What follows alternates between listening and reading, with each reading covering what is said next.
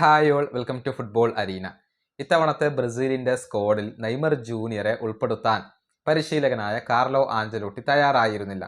Neymar ആവട്ടെ പരിക്കിൽ നിന്നും മുക്തനായി ഇപ്പോൾ സാന്റോസിന് വേണ്ടി മികച്ച പ്രകടനം നടത്തുന്നുണ്ട്. അതേസമയം റോഡ്രിഗോ ഇപ്പോൾ ബ്രസീലിന്റെ സ്ക്വാഡിൽ ഉണ്ട്. കഴിഞ്ഞ സെനഗലിനെതിരെയുള്ള മത്സരത്തിൽ അദ്ദേഹം കളിച്ചിരുന്നു.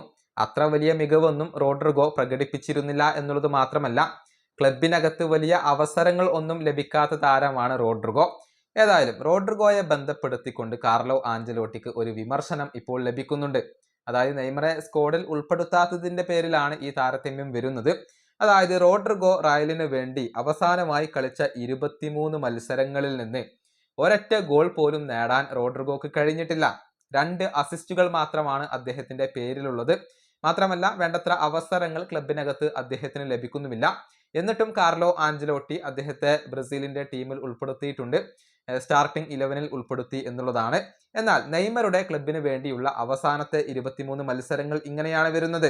6 ഗോളുകളും 3 അസിസ്റ്റുകളും നെയ്മർ ജൂനിയർ സ്വന്തമാക്കിയിട്ടുണ്ട്. 23 മത്സരങ്ങളിൽ നിന്ന് 9 ഗോൾ പങ്കാളിത്തങ്ങൾ നെയ്മർ ജൂനിയർ വഹിച്ചിട്ടുണ്ട്.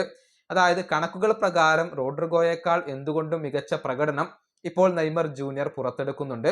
മാത്രമല്ല, നെയ്മർ ജൂനിയർ സാന്റോസിന് വേണ്ടി ഇപ്പോൾ കളിക്കുന്നുണ്ട്, മികച്ച പ്രകടനം നടത്തുകയും ചെയ്യുന്നുണ്ട്. അതുകൊണ്ട് തന്നെ ഒരു ചോദ്യം ഇപ്പോൾ ഉയരുന്നുണ്ട്. എന്തുകൊണ്ടാണ് നെയ്മറുടെ കാര്യത്തിലുള്ള ഈ നിബന്ധന അത് റോഡ്രിഗോക്ക് ബാധകമാവാത്തത് എന്ന ഒരു ചോദ്യമാണ് ഇപ്പോൾ ഉയരുന്നത്. അതായത് റോഡ്രിഗോയോട് ഒരു ഫേവറേറ്റിസം കാർലോ ആഞ്ചലോട്ടി കാണിക്കുന്നുണ്ട്. എന്നാൽ നെയ്മർ ജൂനിയറെ അദ്ദേഹം തീരെ പരിഗണിക്കുന്നില്ല, ഉൾപ്പെടുത്തുന്നില്ല. ഓരോ കാരണങ്ങൾ പറഞ്ഞുകൊണ്ട് നെയ്മറെ അദ്ദേഹം മാറ്റി നിർത്തുന്നു എന്നൊക്കെയുള്ള ഒരു വിമർശനങ്ങളാണ് കാർലോ ആഞ്ചലോട്ടിക്ക് ലഭിക്കുന്നത്. ഏതായാലും കാർലോ ആഞ്ചലോട്ടിക്ക് കീഴിൽ ബ്രസീൽ പതിയെ മികവിലേക്ക് വരികയാണ് എന്നുള്ളത് ഒരു വസ്തുതയാണ്. സെനഗലിനെതിരെയുള്ള മത്സരത്തിൽ മികച്ച പ്രകടനമാണ് ബ്രസീൽ നടത്തിയിട്ടുള്ളത്. ഈ വീഡിയോ അവസാനിപ്പിക്കുന്നു. അടുത്തൊരു വീഡിയോയിൽ വീണ്ടും കാണാം.